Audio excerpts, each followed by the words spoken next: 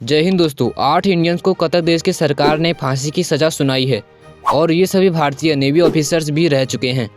क्या है पूरी कहानी जानते हैं इस वीडियो में। कतर अरब का एक देश है जो इस्लामी आतंकवाद को बढ़ावा देने के लिए आगे रहता है। हमास का इजराइल देश पर हमला और इजराइल का हमास पर कहर, कहीं ये तो कारण नहीं है कतर के इस चौंका देने वाली बात का। ये कहा जा रहा है कि पाकिस्तान की सीक्रेट एजेंसी ISI ने ही कतर देश को ये कदम उठाने पर मजबूर किया है। कौन है ये 8 भारतीय?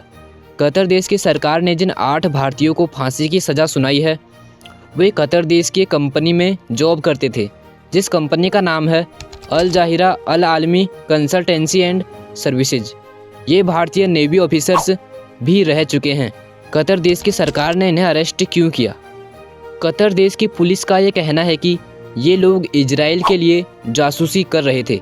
इजराइल और कतर देश के बीच काफ़ी विवाद रहता है। कतर देश की पुलिस ने ओमान के एक नागरिक को भी अरेस्ट किया है। हालांकि ओमान के इस नागरिक को 2 महीने के बाद ही रिहा कर दिया गया, लेकिन इन भारतीयों को कभी भी रिहा नहीं किया गया, बल्कि इन्हें फांसी की सज़ा ही सुना दी। G20 सम्मेलन में क्या हुआ? हाल ही में भारत में G20 सम्मेलन आयोजित हुआ था। इस सम्मेलन में ऐसी घोषणा हुई जिस कारण से अरब देशों में काफ़ी विवाद हुआ। वो घोषणा ये थी कि भारत के मध्य पूर्व देशों से यूरोप तक व्यापारिक पहुंच।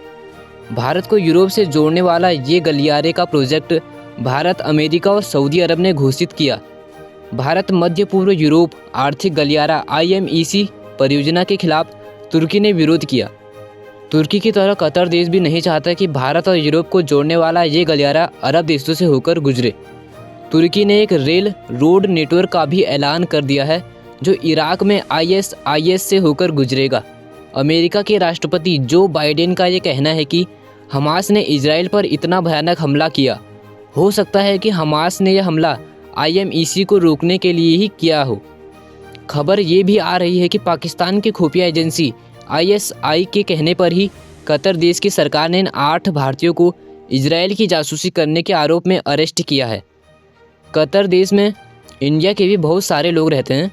कतर देश से भारतीय भारत में विदेशी मुद्रा भेजते हैं और लगभग 90% गैस कतर देश से ही आयात करता है।